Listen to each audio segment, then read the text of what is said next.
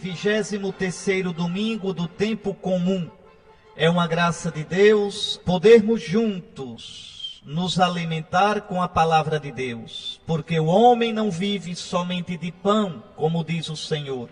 O homem não vive simplesmente das coisas deste mundo, festa, alimento, família, trabalho, divertimento. Não, o homem não vive somente do pão desta vida. O homem vive de verdade. O homem vive uma vida com sentido quando vive da palavra que sai da boca de Deus. E esta palavra que sai da boca de Deus, qual é, hein? Pense um pouquinho. Você talvez tenha pensado, é a Bíblia? Se pensou isto, errou. Não é a Bíblia, não. Qual é a palavra que sai da boca de Deus? A palavra que sai da boca de Deus é Jesus. No princípio era a palavra, e a palavra estava com Deus, e a palavra era Deus. Tudo foi feito através da palavra, e sem ela nada foi feito de tudo o que existia. Nela estava a vida, nesta palavra, e a vida era a luz dos homens, e a luz brilhou nas trevas, mas as trevas não a receberam. Que palavra é esta? E a palavra se fez carne e habitou entre nós, e nós vimos a sua glória.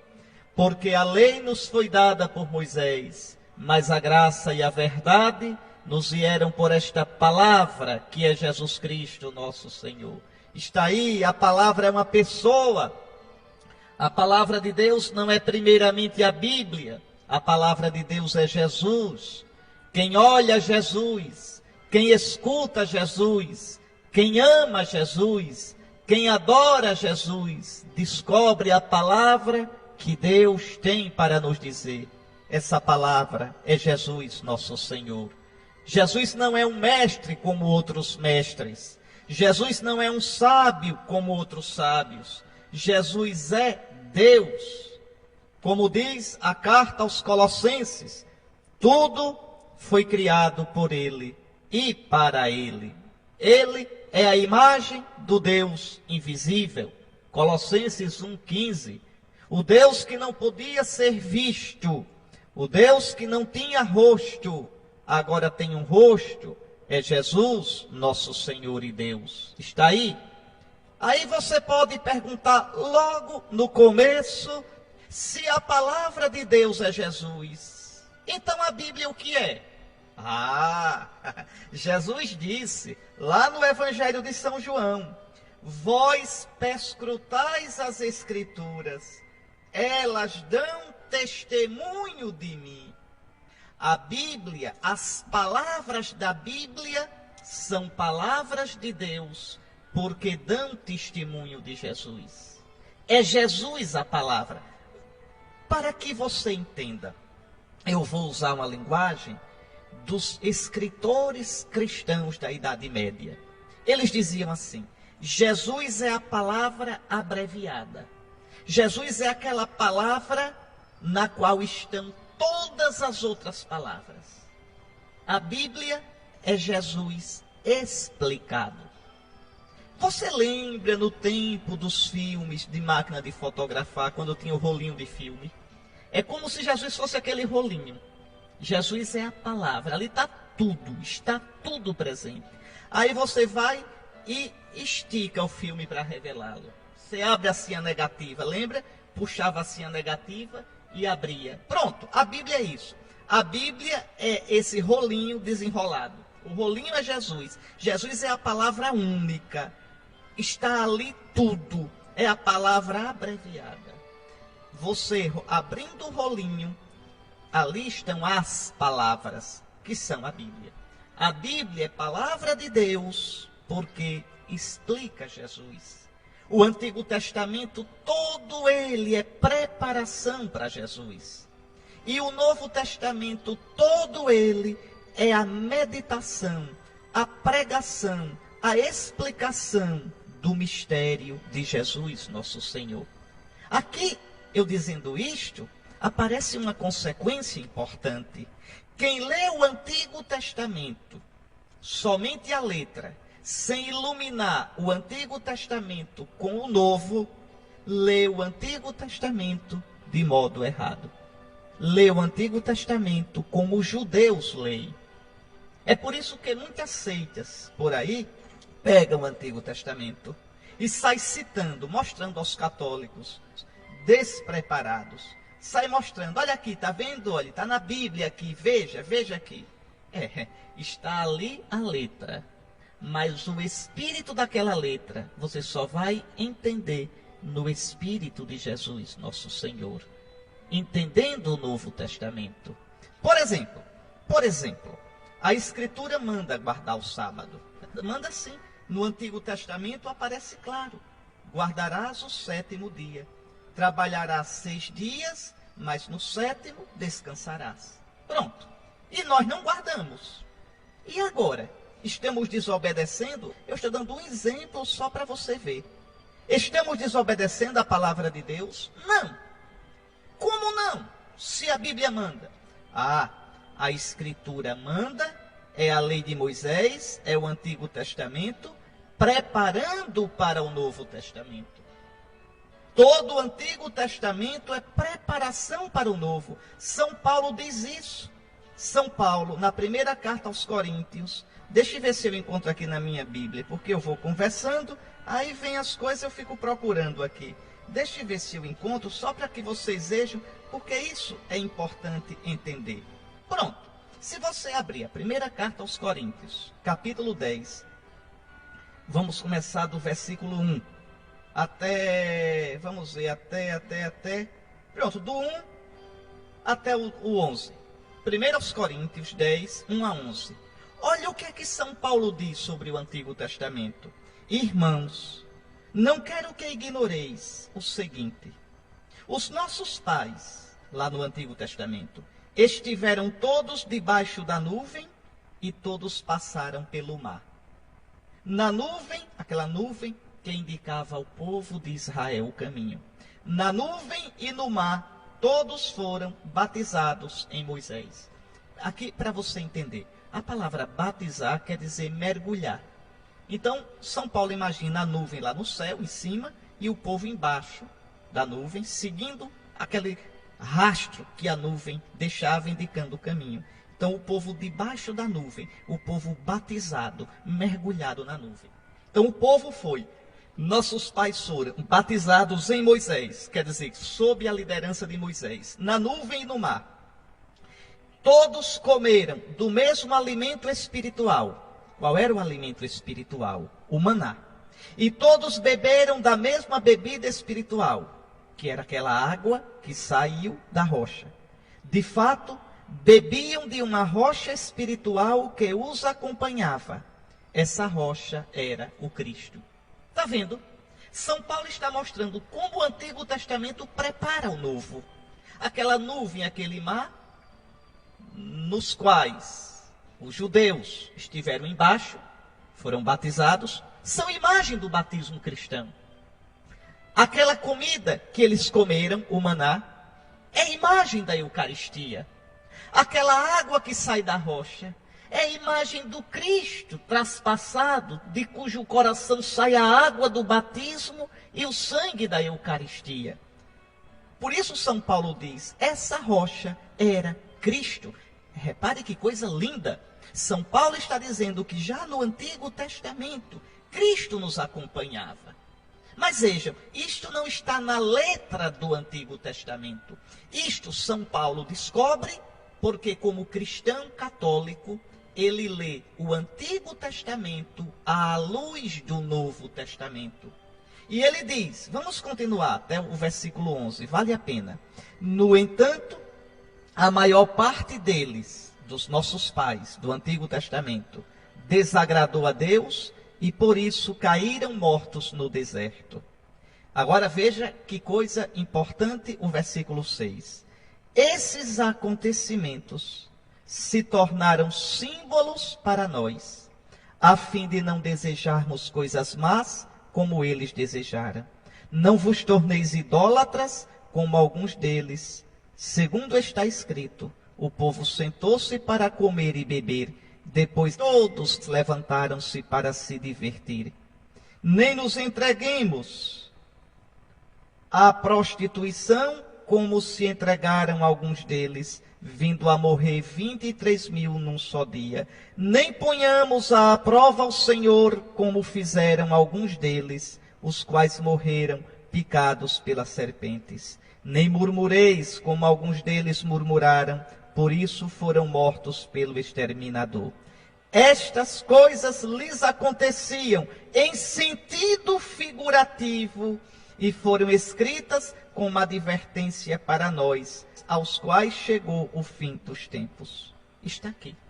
São Paulo está deixando claro que tudo no Antigo Testamento aconteceu e foi escrito como preparação para o Novo Testamento. Foram escritas para nós que chegamos ao fim dos tempos. Só você está vendo, São Paulo, como bom cristão, lê o Antigo Testamento à luz do Novo Testamento. Por quê? Porque o Novo Testamento é o Cristo explicado. É o Cristo, é o mistério de Cristo aprofundado. E quando você lê o Antigo à luz do Novo, você descobre que também o Antigo fala de Cristo. Então, vamos voltar para a questão do sábado. Por que é que nós não guardamos o sábado?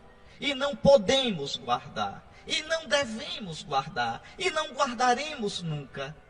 Porque o sábado era símbolo da antiga criação, da criação de Deus, e símbolo da antiga aliança. Ora, a antiga criação foi corrompida pelo pecado. Leia Romanos capítulo 8. A criação inteira foi sujeita à vaidade por causa daquele que a submeteu, o homem pecador. Cristo libertou a gente dessa antiga criação. O que diz a segunda carta aos Coríntios? Todo aquele que está em Cristo é uma nova criatura. O que diz o Apocalipse? Eis que eu faço novas todas as coisas. Então, para nós, passou a antiga criação. Cristo recria tudo com a sua ressurreição. Ele é o novo Adão. Ele é o homem novo. O sábado também simboliza a antiga aliança. Essa aliança passou. Jeremias já tinha dito, Ezequiel já tinha dito, que Deus faria uma nova aliança no Espírito, não mais a antiga, baseada na lei de Moisés. Então, passou a antiga criação, passou a antiga aliança, não tem mais sentido guardar o sábado. O sábado era o dia do descanso, imagem do descanso de Cristo no túmulo. Cristo descansou no sábado santo e superou esse descanso na ressurreição do domingo. Por isso São Paulo vai dizer na carta aos Colossenses, anote aí, anote para você mostrar a alguns cristãos que querem guardar o sábado. Anote, Colossenses capítulo 2, versículo 16. Portanto, que ninguém vos condene por questões de comida ou bebida, quer dizer, distinguir entre comida pura e impura, de festa ou lua nova ou sábado. Tudo isso é apenas sombra do que há de vir, mas o corpo é o de Cristo. Perfeito. Tudo isso era sombra. A realidade presente, concreta, o corpo concreto é o de Cristo ressuscitado. Você está vendo? Só estou dando um exemplozinho. Eu podia dar aqui dezenas de exemplos. Dezenas. Então não adianta pegar o Antigo Testamento e ficar mostrando, olha aqui, questão de imagem, olha aqui, não pode comer carne de porco, olha aqui, não pode fazer transfusão de sangue. Calma, amigo, é pegar essa letra e lê-la à luz do Espírito. Vamos pegar a questão de imagem, que brigam tanto, que acusam a gente de ser idólatra, disso, daquilo. Vamos lá, aí chegam com a Bíblia, mostram o Antigo Testamento, mostram o Êxodo, eu conheço o Êxodo. Mostram Deuteronômio, eu conheço Deuteronômio. E se quiser, ainda tem um livro aqui, que não tem nos nossos irmãos protestantes, o livro da sabedoria, que mete o pau nas imagens, mas mete como em nenhum outro lugar. E os católicos têm esse livro. Leia o livro da sabedoria, leia, mas arrasa. Muito bem, eu conheço isso tudinho. Por que é que os judeus não podiam fazer imagem? Imagem de nada, de nada. Não podiam nem pintar imagens para enfeitar coisas. Por que não podiam? Está lá na Escritura. Porque tu não viste a imagem de Deus sobre o monte Sinai, quando Deus falou a Moisés. Deus não tem rosto. Então tu não podes fazer o rosto de Deus. Tu não podes. Deus não tem rosto. Deus é invisível. Muito bem. Isso vale para o Antigo Testamento. Isso não vale para o Novo. Por quê? Porque o Deus invisível se fez visível em Jesus. Leia, vá, Colossenses, capítulo 1, versículo 15. Anote aí ou abra logo na sua Bíblia. O que está escrito lá? Colossenses 1, 15. Falando de Jesus, diz: Ele é a imagem do Deus invisível. Vejam, o Deus que não podia ser visto, o Deus que não tinha rosto, o Deus que só podia ser ouvido, agora pode ser visto, agora pode ser tocado. Tanto que na primeira carta de São João, logo no capítulo 1, versículos 1 e seguintes, São João diz: aquele que era desde o princípio, aquele que nós vimos, que nós escutamos, aquilo que ouvimos do verbo da vida, porque a vida se manifestou, nós a tocamos, nós a vimos. Quem é esta vida? É Jesus, nosso Senhor. Então, porque Deus se fez visível em Jesus, porque Jesus é a imagem visível do Deus invisível, nós podemos sim fazer imagens. Imagens de Jesus. Podemos fazer. Aí você pode dizer: bom, a imagem de Jesus está certo. E a dos santos? Como é que a gente vai fazer a imagem dos santos? Aí é só olhar o que diz São Paulo. São Paulo diz que nós, antigamente, trazíamos a imagem do homem velho, do velho Adão. Mas agora trazemos a imagem do novo Adão, do novo homem, que é Jesus, nosso Senhor. Cada santo é imagem de Jesus. Cada santo é imagem desse homem novo, que é Jesus. Então, cada santo, nós podemos fazer a imagem dele, porque ele é a imagem de Jesus, nosso Senhor. Em cada santo, quer dizer, em cada cristão que já chegou na glória do céu, nós vemos a imagem viva de Jesus. O que é um santo? Alguém que teve os sentimentos de Jesus, que viveu a vida unido a Jesus, seguindo Jesus. Está aí, meus irmãos. Só estou dando alguns exemplos para vocês. Isso tudinho porque eu comecei hoje dizendo que o homem não vive somente de pão, mas de toda a palavra que sai da boca de Deus, e que esta palavra é Jesus, nosso Senhor. Jesus, que ilumina o Antigo Testamento e que ilumina o Novo Testamento. Estou explicando a vocês que a Bíblia, as Sagradas Escrituras, têm que ser lidas à luz de Jesus, nosso Senhor. Se uma pessoa perguntar a você: você crê na Bíblia? Diga: não, creio não. Eu creio em Jesus. Agora, como Jesus diz que a gente perscrute as Escrituras, que o encontra lá, então eu leio e medito as Escrituras e tenho as Escrituras como palavra de Deus. Se alguém disser: por que é que você crê nas Escrituras dos judeus, que são o Antigo Testamento? Você dirá: eu creio nas Escrituras dos judeus porque elas falam de Jesus. Porque Jesus disse que elas dão testemunho dele. E se alguém lhe perguntar: vem cá, a Bíblia não é um livro, são 72. E como é que se sabe quais são os livros da Bíblia? Porque existem muitos outros livros que os judeus escreveram que não são da Bíblia. Existem muitos outros evangelhos, além dos 4 que estão na Bíblia. Tem o evangelho de Pedro, tem o proto-evangelho de Tiago, tem o evangelho de Tomé. E por que só aqueles 4? Existem muitas outras cartas escritas pelos primeiros cristãos. Por que só aquelas cartas são consideradas da Bíblia? Quem foi que escolheu o que entrava na Bíblia e o que não entrava? Aí você vai dizer, eu creio nesses livros, creio que eles são da Bíblia, porque a igreja disse. E Cristo deu à igreja a autoridade e deu o Espírito Santo. Só a igreja pode dizer quais são os livros da Bíblia. Repare, o que vem primeiro, a Bíblia ou a igreja? A igreja. A Bíblia foi escrita na igreja, para a igreja. E foi a igreja que disse quais eram os livros da Bíblia.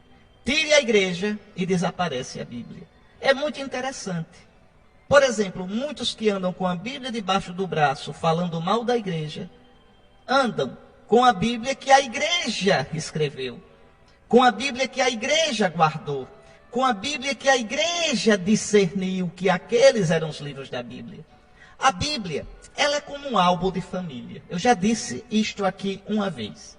Se você pega o álbum da sua família e vem mostrar a mim, olha, Dom Henrique, essa aqui é minha avó materna, esse aqui é meu avô paterno, olha, aqueles ali somos nós, eu e meus irmãos quando éramos pequenos, aquela foto foi numa festa de aniversário.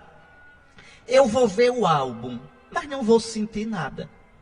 Eu vou ver o álbum, mas não vou penetrar no espírito do álbum, porque é o álbum de família. Agora, uma pessoa da família, daquela família, vê esse álbum, e quanta emoção, quantas recordações, quanta coisa. Assim é a Bíblia. A Bíblia é o álbum da nossa família. Então a gente, o católico, quando lê a Bíblia, lê o álbum da sua família. Foi escrito dentro da sua família, interpretado na sua família, diz respeito à vida da sua família. Agora, vem os de fora, pegaram o álbum e sai por aí explicando como querem, sem entender o espírito do álbum. Você entendeu? Vamos lá. Ezequiel viveu no século VI a.C. Deixa eu falar um pouquinho sobre esse profeta. Ele tinha cerca de 20 anos quando foi levado para o exílio em Babilônia com o rei Joaquim e mais 10.000 homens, a elite de Judá, a elite do país, funcionários públicos, soldados, artesãos, foram levados todos na primeira leva de exilados em 597 a.C. Vocês sabem, eu já falei aqui, Nabucodonosor veio e levou a elite do país para o exílio na Babilônia e deixou o rei Sedecias como o rei fantoche, era sobrinho do rei Joaquim, como o rei fantoche, nas mãos de Babilônia. Mais tarde, Sedecias se rebelou, aí vieram novamente os babilônios e aí destruíram foi tudo, derrubaram as muralhas, tocaram fogo no templo e levaram o resto do povo para o exílio. Foi 597 a primeira leva e em 587 a.C. a segunda leva. Então, no tempo de Ezequiel, havia uma parte do povo no exílio, a elite, e o povão tinha ficado na Terra Santa. Ezequiel era da elite, ele era da tribo sacerdotal, ele era levita. Pois bem, Ezequiel, com cerca de 30 anos, foi constituído profeta pelo Senhor. O Senhor lhe dirigiu a palavra para que profetizasse. E qual era o tema da profecia de Ezequiel? Era prevenir o resto do povo que tinha ficado na Terra Santa com o rei Sedecias, prevenindo que esse povo também seria exilado se não se convertesse. Porque esse povo que ficou cantando vantagem, dizendo: está vendo? Nós somos melhores do que os que foram. Nós ficamos na Terra Santa.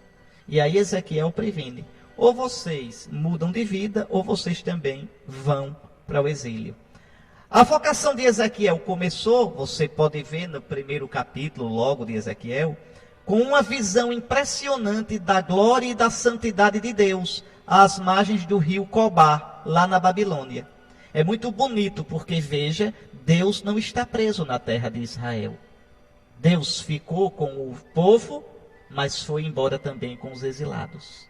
Tanto que Ezequiel vai ver Deus, ter uma visão impressionante, Pode olhar, vale a pena ver, logo no início do livro do profeta Ezequiel. Vê a Deus sem ver, porque Deus não tem rosto. Vê a glória, não vê o rosto. É como se visse o resplendor que vem do rosto, o brilho que vem do rosto, mas o rosto mesmo não pode ver. Por isso não se podia fazer imagem no Antigo Testamento. O rosto mesmo de Deus, a face mesma do Deus invisível, é Jesus, nosso Senhor. Por isso, João diz, o Verbo se fez carne, habitou entre nós, e nós vimos a sua glória. João 1,14. Porque no rosto de Jesus resplandece a glória do Pai, a glória de Deus. Mas vamos voltar para Ezequiel. Ezequiel tem uma visão impressionante às margens do rio Cobar. Por um lado, vê a santidade de Deus, e por outro, vê o pecado do seu povo. E assim previne fortemente que é necessário converter-se ao Deus Santo. Caso contrário, todo Israel iria para o exílio. Ainda hoje é importante para nós essa profecia. Nossos pecados, nossas fraquezas, nossas infidelidades de um lado, do outro lado, a santidade de Deus. Não se brinca com Deus, meus irmãos. Apartar-se de Deus, pecar, não se converter, é cair na morte. É o que vai dizer a primeira leitura de hoje. Precisamente, leitura do profeta Ezequiel. Quando a tragédia aconteceu, quando em 587 o resto do povo foi exilado, Jerusalém foi destruída e o templo foi queimado, o profeta começou uma nova etapa na sua pregação. Era consolar Israel. Israel que agora estava para baixo, desiludido. Repare como são as coisas. Primeiro, o profeta previne, diz que o povo se converta, que o desastre virá se o povo não se converter. Não escutam e não se convertem. Agora, quando vem a desgraça, fica todo mundo deprimido, baixo astral, derrotado. E aí o profeta vai consolar em nome de Deus, prometendo que Deus faria um dia o povo voltar. Assim a sua pregação é muito parecida com a de Jeremias. Jeremias é cerca de 10 anos mais velho do que Ezequiel. Jeremias viveu antes do exílio de Babilônia e na época da primeira deportação.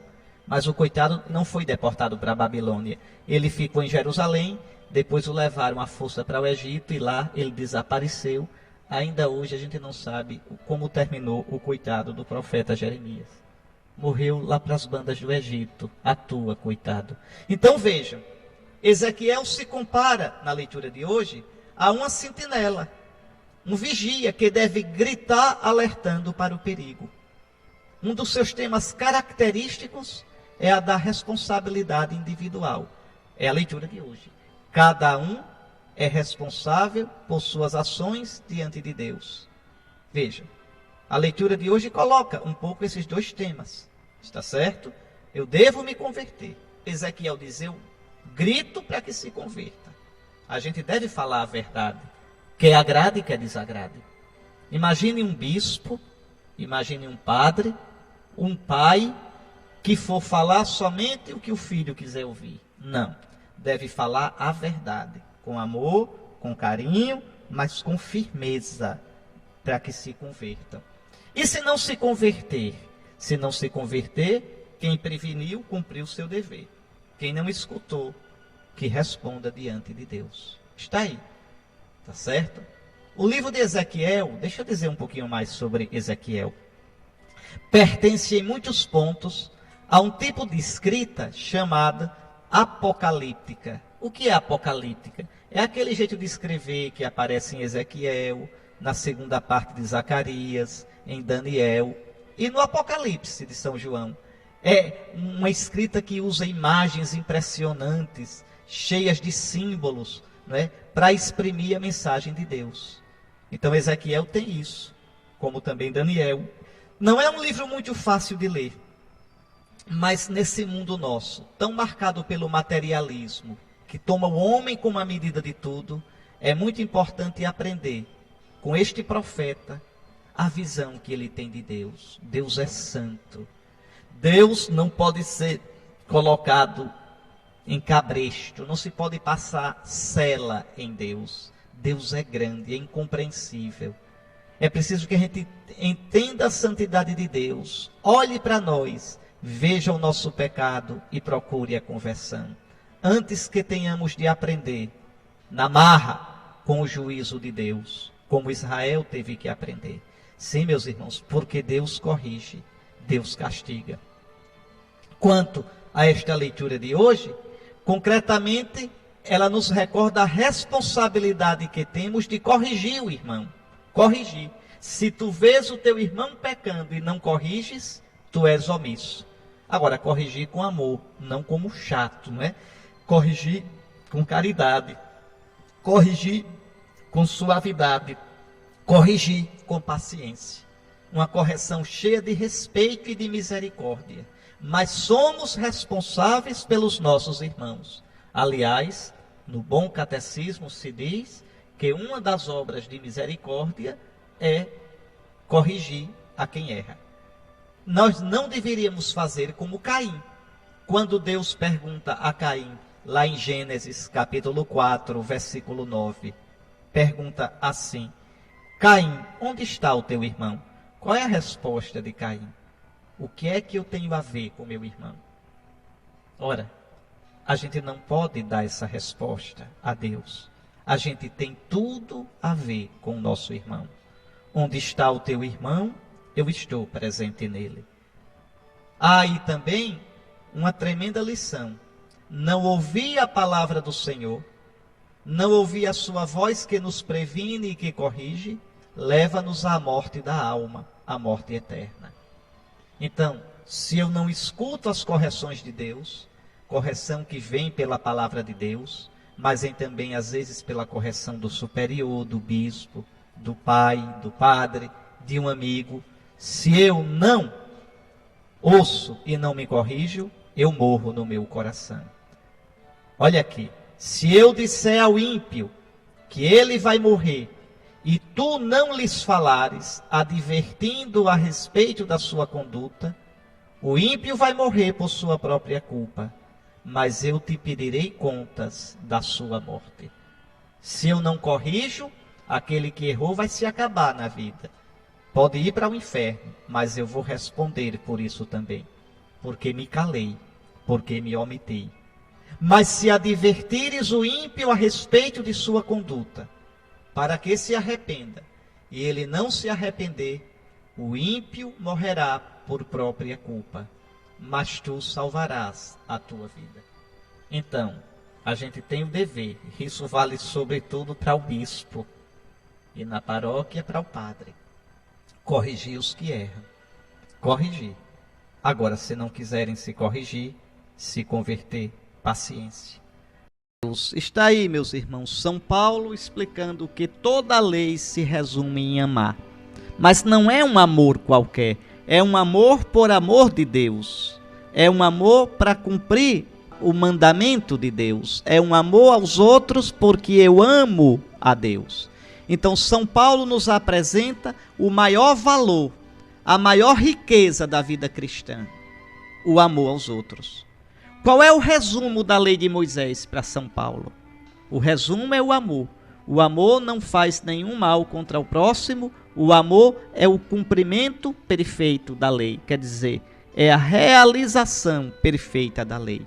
A ponto que Santo Agostinho dizia, e muita gente interpreta errado, ama e faze o que quiseres. Por quê? Porque quem ama de verdade só fará o que é bem, só fará o que é correto. Aqui não significa que eu amo e aí faço como eu quero no sentido ruim. Não. É exatamente porque o amor nos compromete. O amor nos impulsiona a amar, a agir, a falar, a sentir, a viver com o coração de Deus. Ama e faze o que quiseres. Mas vejam, a lei de Moisés manda amar o próximo como a si mesmo. E já é muito, já é difícil.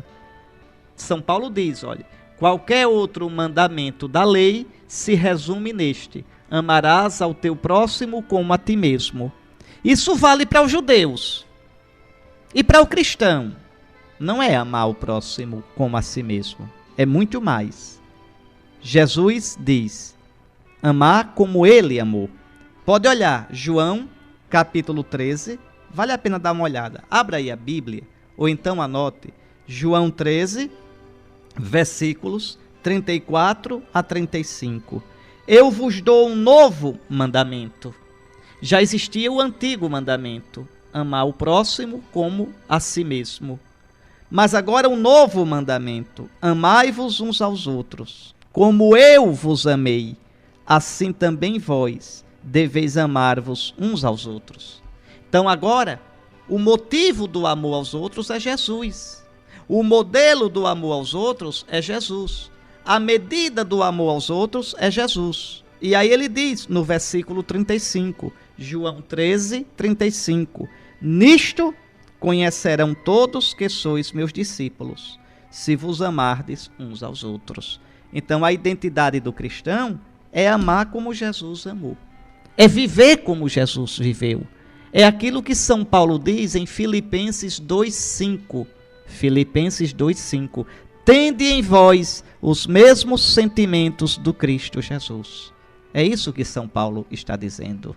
Então, somente pode amar assim quem primeiro experimentou o amor de Jesus. Somente quando experimentamos que somos infinitamente amados, podemos amar quase que infinitamente. Por isso, o amor cristão não é aquele amor açucaradozinho. Vamos supor uma pessoa que ame muito aí fora, mas não seja cristã. Ama, e é bom que ame, mas ainda não é o amor cristão. Porque o amor cristão é motivado pelo amor a Deus. O amor cristão é motivado pelo exemplo e a graça de Jesus. Tanto que São Paulo diz em Romanos 5, versículo 5. Romanos capítulo 5, versículo 5. O amor de Deus foi derramado nos nossos corações pelo Espírito Santo que nos foi dado. É um amor sobrenatural. É um amor no amor de Jesus, que é o Espírito Santo. É deste amor que Jesus fala. Mas então toda a lei antiga, até o mandamento antigo, amarás o teu próximo como a ti mesmo, era preparação para este amor pleno, este amor que a gente viu na cruz. Qual é a medida do amor? Pedro pergunta, quantas vezes eu devo perdoar? Poderia perguntar assim, com que medida eu devo amar? Jesus responde na cruz, com esta medida aqui. O modo de amar é o de Jesus na cruz. A medida do amor é a de Jesus na cruz. Ali aparece o amor de Deus e o amor que deve ser a nossa medida. E a gente nunca vai chegar totalmente a ela, mas deve buscá-la a cada dia.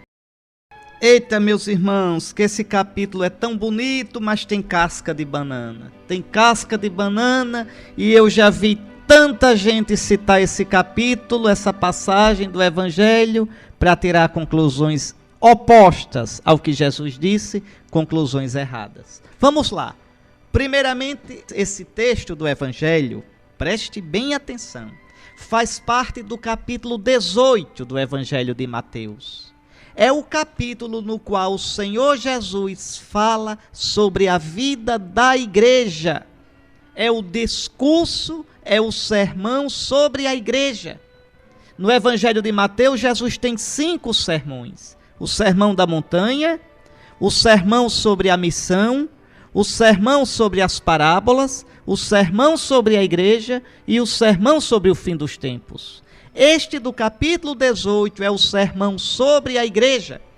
Você pode olhar na sua Bíblia, pode olhar. Aí Jesus vai tratar nesse capítulo. Tome a sua Bíblia, faça o que eu estou sugerindo. Tome a sua Bíblia, abra aí Mateus capítulo 18. Faça uma relação dos temas que são tratados aí. Pode fazer com calma, ler o capítulo todinho e ver os assuntos dos quais Jesus está tratando. São esses, olhe, vou dizer um bocado. Primeiro, quem é o maior na igreja? Segundo, sempre haverá escândalos na igreja. Que fazer quando os fracos na fé, os pequeninos, se escandalizarem, se afastarem? Jesus diz o que fazer. Está tudo aí. Terceiro tema, como proceder com o irmão que erra e peca contra nós. Quarto tema, que fazer com aquele que escandaliza e não quer se corrigir dentro da igreja. Quinto tema, qual o poder da oração da igreja? Sexto tema, até quando e até onde se deve exercer o perdão na igreja? Mesmo que para o irmão que punido se arrepender sinceramente. Pois bem, então esses temas todinhos estão no capítulo 18 de Mateus. Jesus está tratando de como devem viver os seus discípulos, a igreja. Agora pegue o texto do evangelho de hoje. O que é que Nosso Senhor está dizendo? Que na igreja deve-se corrigir os que erram. E nos casos mais graves, são os responsáveis pela comunidade, pela igreja, o sacerdote, o bispo e até o papa, nos casos extremos, que devem fazer o discernimento e o julgamento. Se ele não der ouvidos, diz Jesus, dize-o à igreja. Então tem um irmão errado, um irmão na comunidade errado. Pode ser um leigo, membro de um grupo, pode ser um padre. Estão errados, a gente corrige, a gente chama atenção, não quer se corrigir. Às vezes 2 ou 3 chamam, corrigem, não quer se corrigir. O que é que Jesus diz? Dize-o à igreja. Então pronto, vai até o bispo e diga. Nos casos mais graves, e se envolver o bispo, vai até o papa. E aí esse irmão vai ser chamado a atenção, e se não se corrigir, será punido. Jesus manda a igreja punir. A igreja tem a autoridade de punir um membro seu? Tem toda. E quem deu? Jesus, nosso Senhor. Toda a autoridade me foi dada no céu e na terra, diz Jesus. E ele deu à igreja essa autoridade. Então, na igreja, deve-se sim corrigir os que erram. E nos casos mais graves, são os responsáveis pela comunidade, os ministros sagrados, que fazem a correção. Às vezes com a punição. Quando alguém provoca grave escândalo na comunidade, ou por comportamento, um comportamento escandaloso, errado, ou por erro de doutrina, a heresia, e não se corrige, então pode e deve ser separado da igreja. É a palavra excomungado. O que quer dizer excomungado? Tirado da comunhão da comunidade. Veja, comungado. Comungado, comunhão, está na comunhão. Colocado fora da comunhão. Eu acho tão interessante, tem alguns que adoram aí falar mal da igreja, aí diz assim, pode me excomungar que eu não ligo. Coitado, isso aí é só demagogia. A igreja não vai excomungar, porque ele já está fora. A igreja excomunga quem está dentro. Quer dizer, tira da comunhão. É só isso, não é mandar para o inferno, não é rogar praga. Excomungar é tirar da comunhão. Pronto, o irmão não está se comportando do modo digno de cristão, não se comporta mais do modo digno de um católico, então, pela sua doutrina ou pelo seu comportamento, então, uma vez corrigido, não aceitando, é colocado fora da comunhão. É excomungado. É só isso que significa, está certo? Jesus manda. Olha aqui, se nem mesmo a igreja ele quiser ouvir, seja tratado como se fosse um pagão ou um pecador público. É Jesus que manda, é Jesus. Observe bem, Jesus é bom, mas não é bonzinho. Jesus é amor e misericórdia, mas Jesus não aceita a nossa teimosia e nossa malandragem. Uma coisa é o irmão que caiu e quer se levantar e se arrepende sinceramente. Outra coisa é o irmão que dá escândalo, fica na sua malandragem, na sua vida errada. E quando a gente vai punir, aí diz, não tem misericórdia. Ou está julgando. É para julgar, sim. É para julgar. O bispo tem dever de julgar. Tem dever. O papa tem dever de julgar. O padre tem dever de julgar. Ah, mas Jesus disse, não julgueis e não sereis julgados. Cuidado, devagar com o andor. Aqui Jesus está falando do julgamento maléfico, maligno, daqueles que gostam de viver bisbilhotando a vida alheia e julgando os atos dos outros. Isso é pecado. Mas o julgamento, no sentido de colocar a comunidade na boa ordem, é dever do bispo, é dever do papa, é dever do padre na paróquia, é dever do pai de família em casa. O julgamento aqui é o discernimento. Provai os espíritos para ver se são de Deus. É fazer o discernimento, é dever.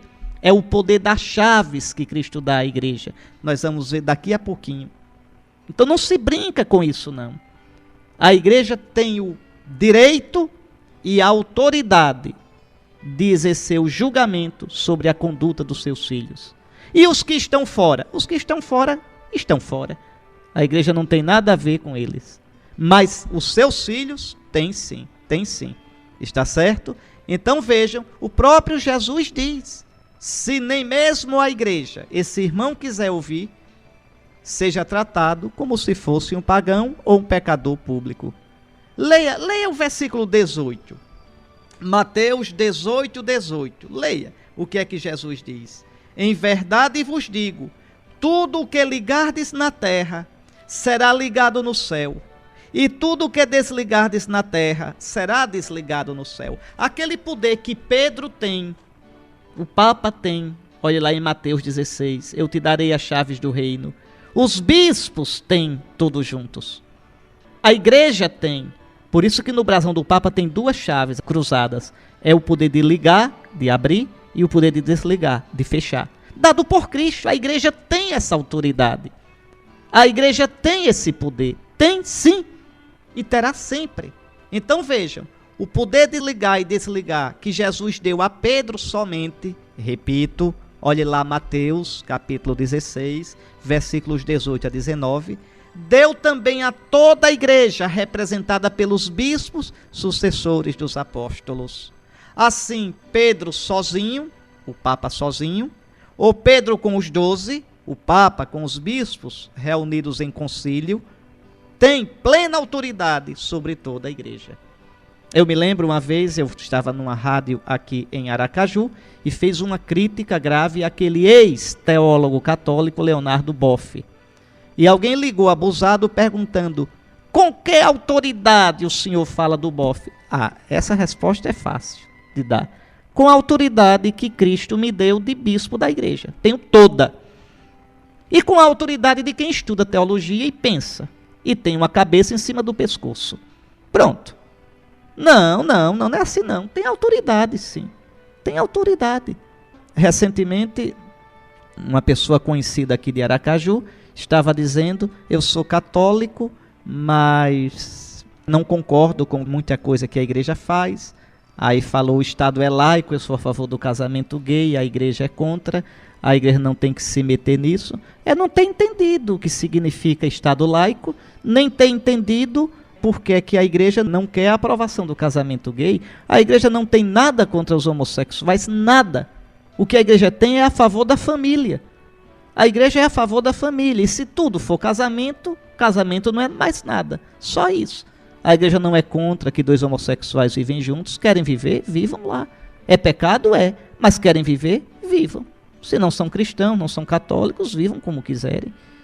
Veja, não tem nada contra. A igreja não tem nada contra existir uma lei que diga que dois homossexuais podem herdar os bens um do outro, podem ter proveito de plano de saúde, de tudo. A igreja não tem nada contra isso, minha gente. A igreja é a favor da família. Agora, chamar de casamento, dar o mesmo status de uma família de matrimônio, é tornar o matrimônio absolutamente nada. Então é falso, é não ter entendido a posição da igreja, ou se ter má fé, querer retirar uma casquinha de popularidade em cima da igreja, que muita gente gosta de fazer isso. E ainda diz mais, né? Sou católico. Imagine, tirando casquinha em cima da igreja. Então, a igreja não é contra ninguém. A igreja quer salvaguardar o sentido da família. Ah, mas o Estado é laico. E o que significa Estado laico? É Estado que é contra as religiões, é? É Estado que não escuta as religiões? Deixa eu ver se eu entendi. Na cabeça desse povo, todo mundo pode dar sua opinião. A igreja não. Porque o Estado é laico. Mas que gracinha, que coisa linda. Que ideia bonita e ampla de Estado laico. Não, o Estado é laico.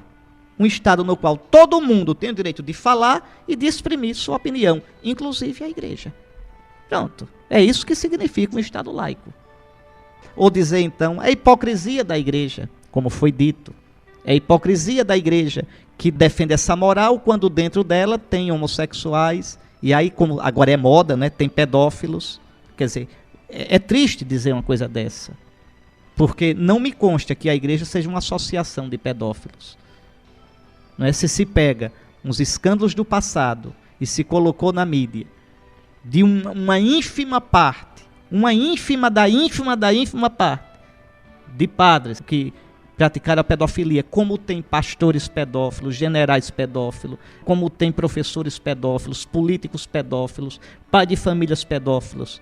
Um argumento desse é muito triste, porque falta com a verdade.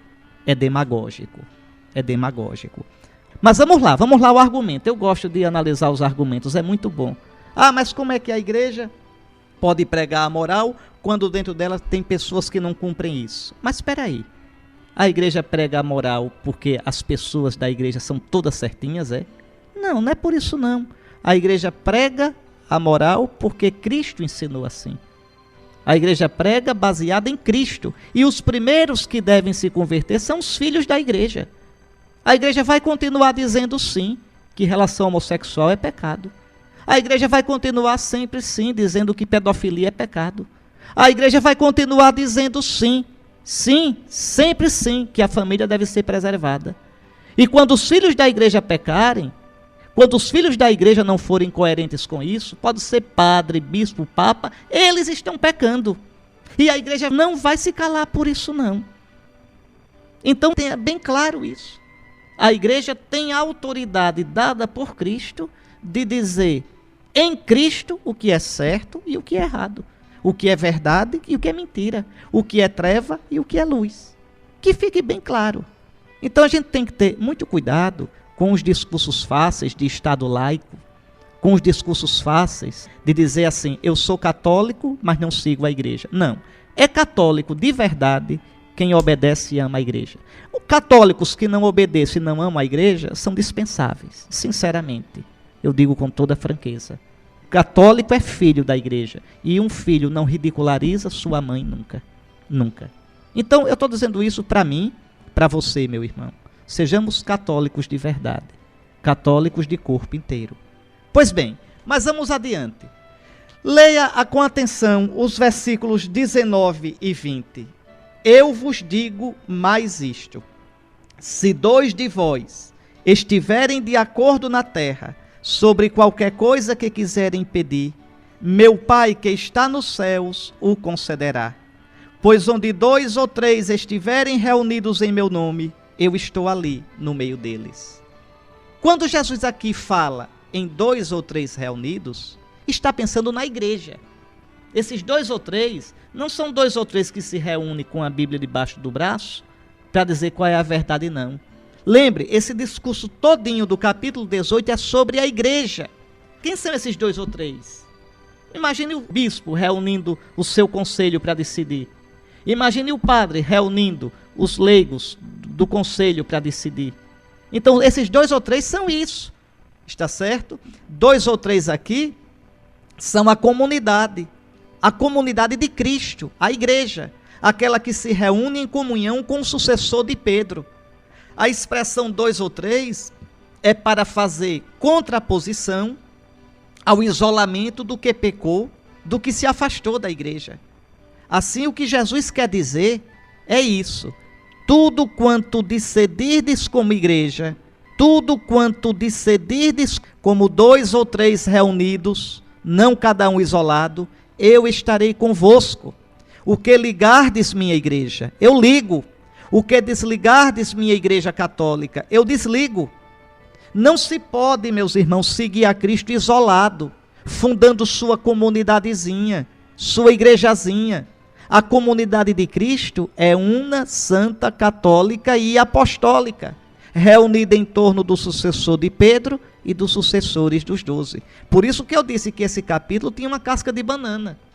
Porque muita gente diz, não precisa ir à igreja não. Onde 2 ou 3 estiverem reunidos, eu estou no meio deles. Esses 2 ou 3 são a igreja. Entende? É a igreja. Esses 2 ou 3, no capítulo 18 de Mateus, significam a igreja. Cristo não faz aliança com você sozinho, não. Cristo fez aliança com o seu povo. É o sangue da nova e eterna aliança. O seu povo, que tem pastores legítimos, o Papa e os bispos. Ah, mas Deus é um só. Exatamente por isso. Porque Deus é um só, a verdade é uma só. Porque Deus é um só, existe uma religião só. Exatamente por isso. Ah, mas assim a discriminação. Não tem discriminação nenhuma, tem só a verdade. Cada um segue o que quer, é livre. Agora, a verdade é a verdade e o erro é o erro. Bom, para terminar, eu queria citar só, para terminar, o número 813 do Catecismo da Igreja Católica, que diz assim, número 813. A Igreja é una por sua fonte, pela fonte dela mesma. Deste mistério, o modelo supremo e o princípio é a unidade de um só Deus, na trindade de pessoas, Pai, Filho, no Espírito Santo. A Igreja é una por seu fundador, pois o próprio Filho encarnado, Príncipe da Paz, por sua cruz reconciliou todos os homens com Deus, restabelecendo a união de todos em um só povo, em um só corpo. A Igreja é una por sua alma, o Espírito Santo que habita nos crentes, que planifica e rege toda a Igreja. Realiza esta admirável comunhão dos fiéis e os une tão intimamente em Cristo, que Ele é o princípio de unidade da Igreja. Portanto, é da própria essência da Igreja ser una, não a bagunça. É una porque Deus é um só, sendo trino. É una porque um só é o seu fundador, Jesus Cristo. É una porque é guiada pelo único Espírito, que é sua alma, sua vida. É sempre uma alegria estar com você, saber que você escuta, medita, aprofunda a sua fé, seu amor a Cristo e a sua Santa Igreja, através deste programa, que eu sei que tem feito bem a muita gente, porque muita gente tem me dito isso. A minha saudação. E peço a Nosso Senhor que abençoe seus projetos, suas ações para esta semana. Que abençoe sua família, que abençoe e renove cada vez mais a sua fé e a sua adesão a Cristo. O Senhor esteja convosco. Abençoe-vos o Deus Todo-Poderoso, Pai, Filho e Espírito Santo. Bom domingo!